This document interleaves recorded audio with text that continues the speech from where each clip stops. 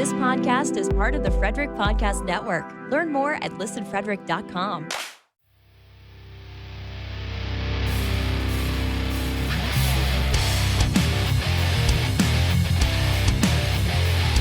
Beers in the Lot is partnered with the Hockey Podcast Network.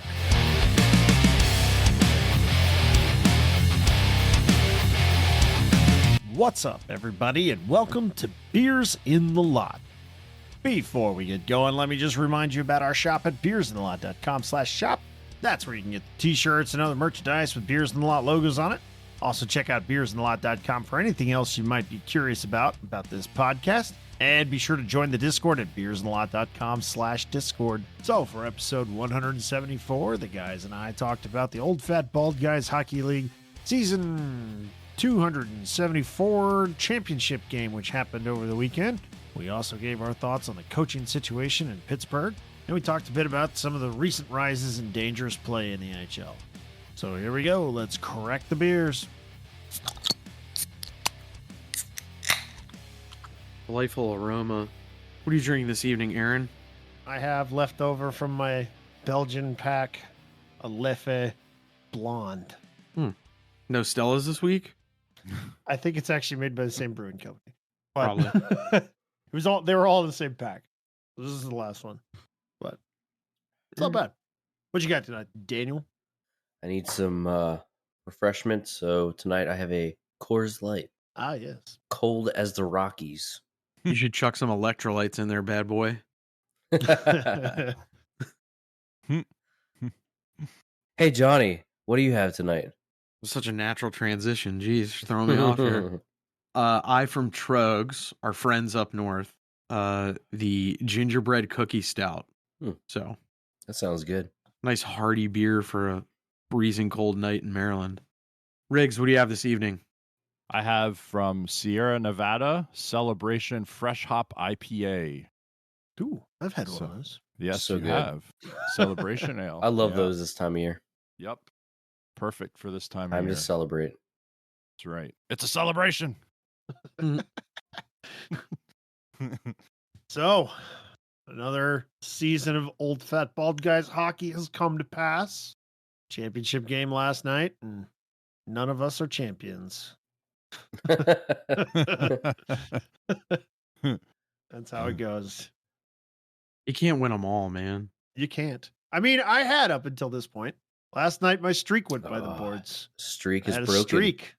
Look at him, Eric. He's already game- thrown his teammates under the bus.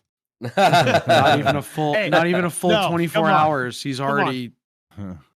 No, I'm a winner. I've won. Yeah. You guys lost. I was just so Yeah, happy you to be on your guys team. lost. I don't know what you guys are talking about. Yeah. No, 14 trips to championships game. I'm 13-1. But nothing lasts forever. We'll start a new streak. Every streak has to end at some point, right? I'll start a new one. I mean, I guess you started your losing streak. Yeah, I started a losing streak. Every streak starts with one, right? Danny, well, the nice thing is your losing streak ended because we don't play next week. So, like, you're fine, too. Oh, You're fine, Yep. too. I couldn't resist that one. That was too easy. No, it was good. It was a good little season for OFBG. Mhm. So I think we have one more week of pickup, and then we get to do our annual holiday festivities. holiday festivities, and then And probably a new season after a week or so into January, right? something like that, give or take. Yeah. So hell yeah. Good stuff. Congratulations to the winners of season 844. Neat league, dude. So It neat. was, the league was particularly neat. Yeah.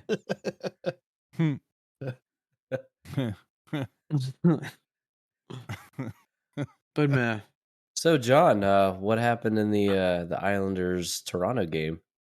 oh, JT got his 1,000th point, and then they Yeah. lost in overtime, which is kind of sick. Yeah, It's he pretty got his- fitting, though. He got his I'm glad- 1,000th. He got his 1,000th point against the Lou Lamoriello experience. So great. Yeah. The only, I mean, Been waiting I'm to not say that all saying- night. yeah, the Lou Watching that Lamoriello game. experience, I know. Well, it was kind of funny. I made the joke before you got on, Riggs. I was like, yeah, Lou Lamoriello operates like he's a 1920s businessman because he's 99 years old and he doesn't deal with anybody who doesn't shave. And Aaron goes, he's really 99? I was like, well, he's close. He's 81. So it's like, yeah. He acts like it. Yeah. Yeah. I mean, he's probably like, you see, like talks like one of those guys still behind closed doors. So You see, I won't draft a kid unless he has a firm handshake. exactly. I need to make sure he comes from good stock. You see, yeah, like talking like something like that. Like, gosh, I really like the cut of your jib. yeah, exactly. Yeah. Remember how we were talking? I sent that clip from like Hockey History Book or whatever. I was like, the chirps back in like the 1920s. It was a lot of, you probably heard like a lot of blockheads and macaroni ears. Lou still calls people blockheads and macaroni ears, I'm sure. Guaranteed, without a doubt. It's cool for JT. Like first overall draft pick, 1,000 points, 1,000. What'd you say, John? Plus games. You said that's not normal behavior. It's not normal behavior. If you it's tough to play professional sports, period. But if you go back and I can think of quite a few number 1 overall draft picks. They haven't made it to 1,000 games in the NHL, and they didn't make it to 1,000 points. Now, some of those guys had really good careers, but there's a longer list of those who didn't pan out to the overall kind of, expectations of what you thought such and such player was going to do. And JT had a lot of hype. He was an OHL exception, getting into the league early. One of those guys. So, like, the fact that a guy like that panned out, awesome for him. Like, there's a lot of first overall draft picks, like we were saying recently, that just haven't panned out. Nail Yakupov, Alexander Daigle, that's one. Yeah, like Connor Bedard doesn't have 1,000 points. Loser. Kovalchuk doesn't have 1,000, does he? Kovalchuk doesn't have 1,000 or 1,000 games played. Didn't have 1,000. Yeah. No, I mean he also left for part of that. Yeah. So oddly enough, you bring it up, a random crooked Lou Lamoriello deal that was nixed by the NHL. So yeah, man, like good for him against the Islanders. I'm happy for him. Kovalchuk's a good example though, because everybody kind of thinks of him as being like a really good player, but he didn't get to 1,000. I mean, like you said, he was out for a bit of that, but still, 1,000 points is nothing to sneeze at. Very good NHL player though, Kovalchuk. They showed the bench after JT got his 1,000th, and the players were hitting the bench with the sticks, while the arena was just a cacophony of boos. Oh yeah, but the players were respecting that JT got to 1,000 because they know that's a really I like big that. deal. So yeah. Well, they said on the broadcast, joking, like, oh, a bunch of those Islander teammates, and I'm like, only like 3 of them were there when JT was there. For God's sakes, he didn't leave for Toronto last season. Like, Daniel, did you hear today? I know the Penguins' power play is somewhat of a joke, and we continue to make fun of it. Dubas had a press conference today, and apparently half of the questions were like, "Hey, you gonna shit can Sully?" And he reiterated like 4 times, "No, Sully's safe." I think he's safe. The roster is not. I don't think. Who can you get that's better than Sullivan? Yeah. No one that I'm aware of. Nobody. Yeah.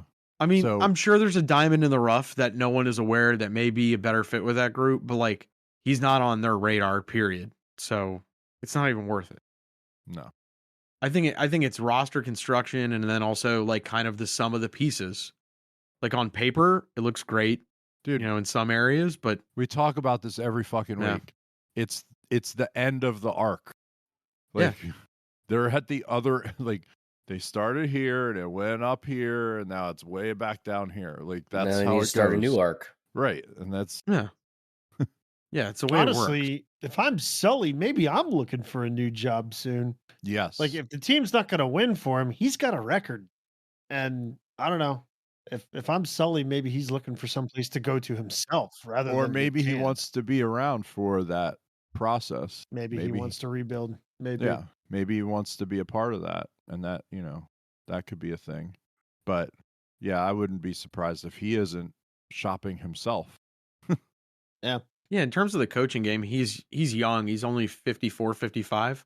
So he's fine. And what's his win rate? His win rate is fantastic, I think, isn't it? Pretty decent, I believe.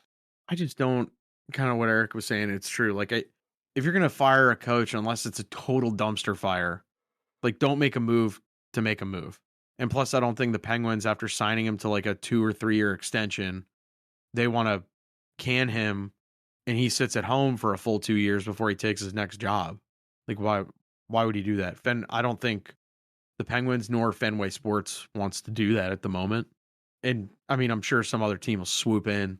I mean, I'm sure there's a few teams, like if they heard Sully or maybe even a guy like John Cooper, that's the only other one that comes to mind immediately, where if those two guys got let go, tomorrow, they would have a new job in area code by Friday. Those two coaches aren't going anywhere until the core players are gone, until they're gone and retired. Or unless something super crazy happens, like they start snatching phones and looking at pictures. That's the only way it's happening. Those guys do that stuff. Why they've had the success that they've had. But like those two guys, they're not going anywhere until, like in Tampa, until Stamkos is done and Kucherov's done and Hedman is done, and in Pittsburgh it's the big three, right? Till they're done, Sully ain't going anywhere. That's how that works. He's part of that package. Speaking of Tampa, like Kucherov's flying completely under the radar, and that guy's having a monster season. Yes. And I feel like he never gets kind of like the praise that some of the other Russian skaters get. He might win the Rocket Richard this year, despite what's happening with Besser and Matthews right now. But oh yeah, Kucherov's shot rate per game is like insane right now. And he hasn't been known as a shooter in his career. He's been a setup guy, and now all of a sudden he's like, okay, I'm going to shoot the puck. So yeah, that's going to be dangerous the rest of the way. He plays with that nasty edge too. Like oh yeah, I love that about. Like, I'll never forget when it was right before Tampa won the cup, and I know we were even joking about it. I think we had a podcast at the moment. I can't even remember. But like Panarin, when he was with Columbus, was going through the line, like, he was saying some jag-off stuff to him, like, got you, bro, haha, like going through the line, and Kucherov just like plain-faced. He's like, I fucking hate you, dude. Like, get away from me. Like, and then the next year, Tampa just went on that crazy run of going to 3 straight cups, and Cooch was like front and center, him and Point, really. But, Cooch, I mean, yeah, I think he's completely underrated for what he brings to the table. Well, and there's not a lot of expectations on that team this season either, right? So there's not a lot of attention there. They could, if he keeps playing that way, and he keeps putting pucks on net the way he is, and Vasilevsky, I guess, healthy. I don't, came back, I guess, but like didn't look good. Yeah, but if they figure it out, they still have Hedman, they still have Braden Point. They're still pretty good. Yeah, and there's a few guys on that team that go completely under the radar, like Hagel and Nick Paul. Like they'll be a-okay. Well, and they got rid of Fat Pat too. He's in Minnesota, so like they're a little leaner. Like he's in Minnesota. He's in Minnesota, standing on the red line during warm-ups. Yeah, probably just like burping because he has just gas and indigestion from whatever he ate. Did you see that? No, did you see that video? He was like standing on the red line during warm-ups. I guess like stick handling a little bit or whatever. And somebody was like, stay on your side. And he like started inching back. So like the back edge of his blades were on the other team's ice. And so they were, going back and forth with each other and everything. I'm like, is that his contribution? Like, is that Pat Maroon's contribution now? Yeah, about right. Put 2 inches of my blade on the other side. Yeah. It was a very violent weekend in the league, though. That'll get in their head. We like that. It's a violent how do you guys feel about the violent weekend in the NHL? Well, I don't like the dangerous hits.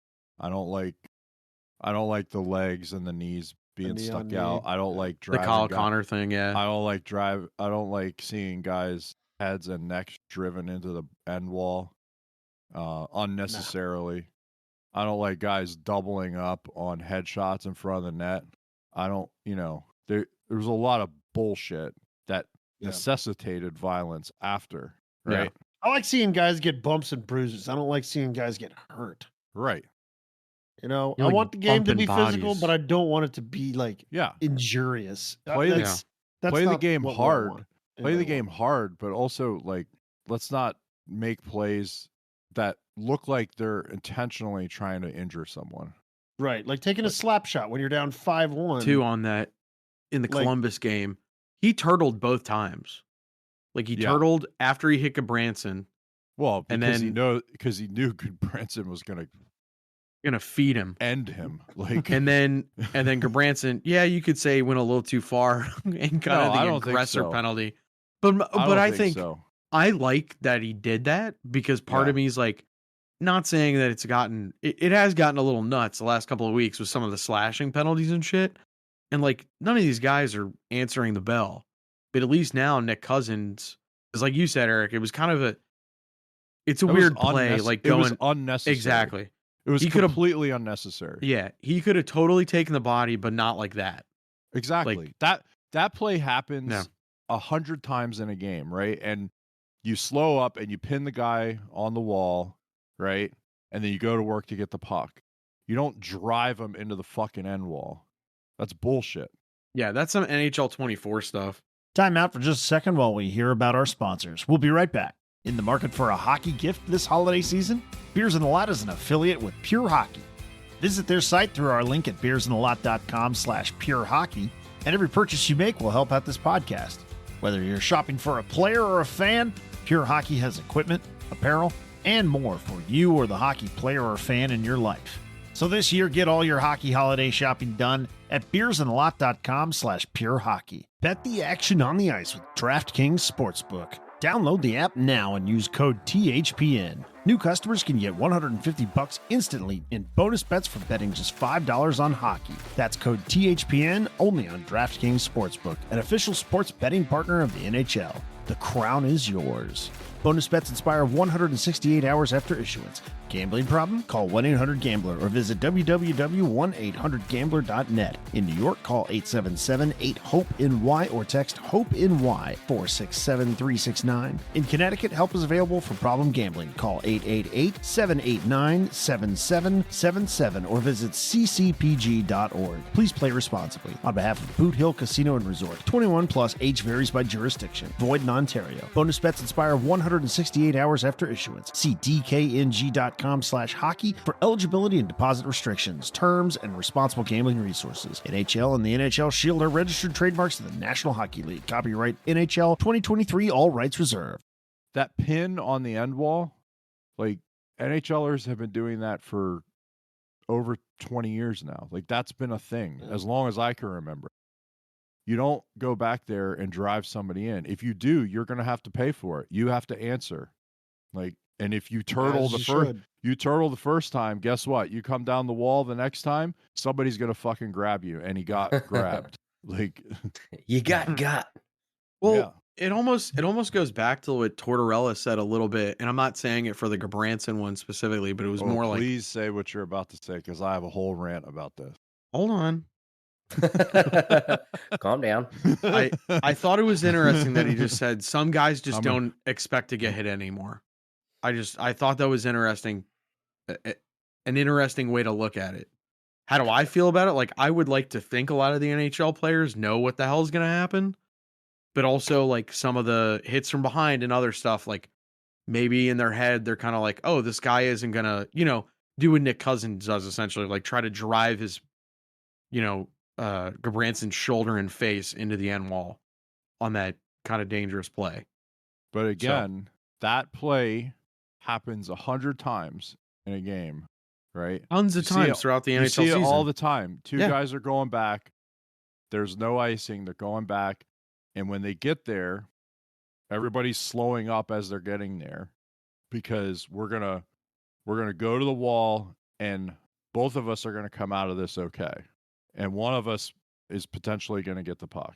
Like that's and the way that the rules and the way things have been called, and also the way things are being taught at the minor pro and junior and amateur rank, is that's the play that's made on that specific thing happening. When the puck goes back like that and it's 50-50 race to the wall, we're not going to first drive our opponents into the wall and then go look for the puck. We're going to like pin them on the wall and look for the puck. And our goal there is to get the puck. It's not to drive that guy into the fucking wall. Like, it's crazy.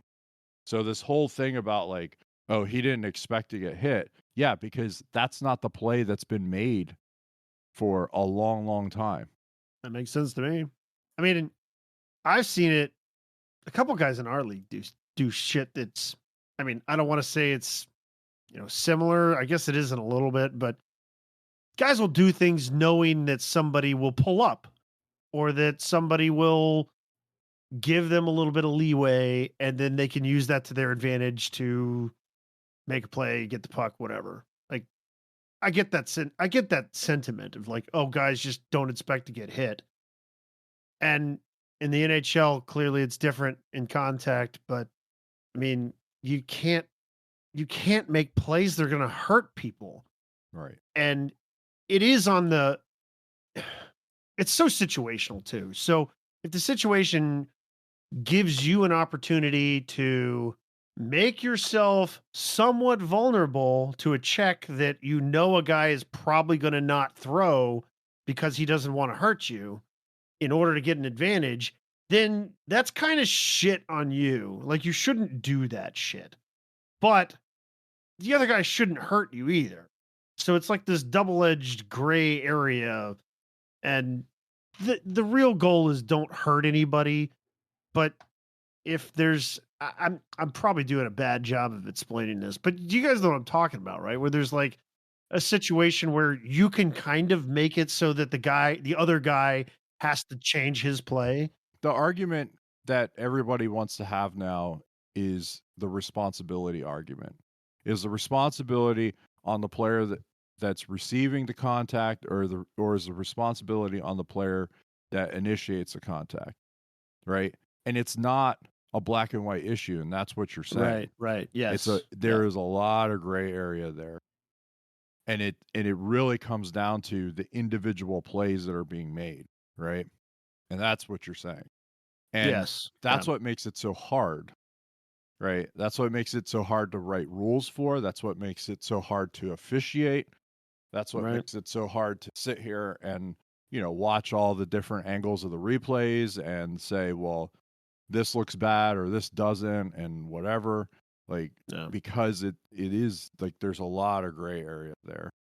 And that argument's bullshit. I can't stand it when you have people on TV, or you have head coaches like Tortorella or the like that are saying like, oh, well, the guy being hit needs to be more responsible, or vice versa. The guy that's initiating the hit has to be more responsible. It's a bullshit argument. Yeah. Guys like Torts want to make everything black and white when it's just not. And I mean, that's the real issue here with what he said, is that he's trying to make a very gray area black and white, and it's just not. It's not how it is. And that was the Hathaway thing, right? Which that is a player that has a reputation. Right. So it's unfair, but you have to start there. Mm-hmm. The real takeaway is don't set yourself up to get hurt, and don't hurt other people, period. Yeah. Easy. We figured it out. That'd be the easiest thing. Like, and we kind of make jokes. Like, some guys, they run into people on the ice. Sometimes guys on your own team. So you have to be like somewhat aware who and what is on the ice with you when you're out there. I forget what happened last night, but something happened, and one of our guys turned to me and said, I wasn't aware of who was on the ice at the time. Uh-oh. But I forget what the specific circumstance was. All I remember is we were on the bench and he turned to me and he goes, I forgot who I was on the ice with. Were they concussed? but the point is you gotta know. You gotta, it doesn't matter what level, whatever, you gotta know who's on the ice with you for both teams, because in some respects you're playing against your teammates too sometimes, right? Yes. So especially if you have selfish ones. You're so right. so you gotta know sometimes. Yeah. Like, but know the score, know the time, know who's on the ice with you. Yeah. Those are the three things. Yeah, in our league in particular, it's like you said, you're playing against your own team sometimes. Yes. I mean, I know from my own perspective, like if somebody sends me a pass that most people can bury, if it's not perfect for me, I'm not going to bury it. So it's like they're playing against me. Like one of the guys on our team sent me a pass that I was a step behind, and if I was a better player and doing what I should have done, then it probably would have been an easy goal. But he was playing against me, and I was not where I was supposed to be when I was supposed to be there. Yep. It's funny. Like, And you wonder why we didn't get an ill-fitting T-shirt. That kind of mentality. Ridiculous. Ridiculous. I was telling Aaron on the bench last night, actually, I finally got my neck guard in. So first of all, I had to doctor it in the locker room because I got the Dicky one. Yeah, it had like bra straps. Because you got it looked like a man's ear. Yeah, I had a man's ear. I had a man's ear. Me and Cosmo Kramer. It came with my cruise wear attire as well. But no, so I like cut the straps off of it because at first I was making a joke. I was like, I should just wear this because it's so funny. And then Aaron's like, no, those will pinch you somehow. Like you'll get caught in your shoulder pads and it'll hurt. I was like, yeah. So I put it on, and probably about 2 minutes into warmups, kind of was like, don't even know it's there. And then near the end of the game, when like, sweat and stuff, because I was already wearing like the, longer neck with a mock turtleneck, like I have to probably just wear different shirts with a neck guard, but I didn't even notice it was there. Didn't even notice. Yep. So gotta love technology. I don't even need to do anything in terms of like rolling the back a little bit to make sure it doesn't catch or anything, because now the technology is so good. So I'm happy. Yeah. I don't even know. A little more peace of mind. Yeah. Mm-hmm. And more guys in the league, I'm starting to notice. Our league too. Yeah. Which is good. So yeah. And I'm seeing more kids too. Every week. There's just a couple more kids on, whether it's our club or it's other teams that we see on the road or at home. So it's good. Well, I saw War Road put out today. They have a pre-order. Yeah. I saw that. Delivery March 2024. Yeah. So, I mean, yeah. But that's the thing. It's not a normal need, but it's also like not in their normal production schedule. Right. Like they normally have everything, like we've said, it gears up for like, arrival August, September, October. So randomly in the middle of the season for them to kind of like, oh, we need to do this, and that. Like it's tough. So yeah, it's fine. But I think everybody, Danny, because you're wearing one too, right? Mm-hmm. Yep. And how do you feel? Is wearing one now.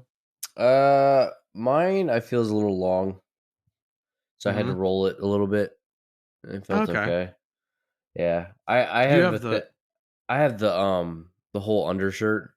Okay. Yeah, I mean, I had a thing with like things against my neck already. Yeah. But it hasn't been like too bad. I just leave it a little looser. Mm-hmm. It's fine. I have a thing with skates against my neck, so I wear a neck that makes sense. I mean, if one of you guys put your paws around my neck, I wouldn't mind. But yeah, I definitely don't want any skates. World Juniors is coming up. You're right. World Juniors is coming up. And is Russia in it this year? No. And didn't they just make a decision about the future Olympics too? Olympics, they're going to be allowed to compete for some fucking reason as independent athletes. Because NHL's going. I don't know if Russia's going to even have a team. They have enough guys. I don't think they'll be a very good team. Because offensively, they're fine. Goaltending, it'll be Bob or Vassy. So they'll be fine in net. But their defensemen, good luck finding anyone other than Pylonov. Like, those guys are going to suck. Orlov, Sergachev. None of those guys frighten me. Like, they're good NHL defensemen, but none of those guys, like, on that stage, I don't think Provorov. I didn't say they were going to be good. I said they would be there. Yeah, but they'll have guys. They might not have dudes, but they'll have guys. We're cutting top flight, top pairing defensemen from Team USA. And we may leave that chubby face kid from Boston at home. It's getting to that point. All right, that's it for this one. Thank you for your listen and for your support. We appreciate all of your likes and ratings and reviews and subscriptions on the various podcatchers. Keep them coming. We appreciate every single one of them. I know I speak for the rest of the guys when I say have a good one, and we'll catch you next week when our new episode drops on Wednesday. See ya.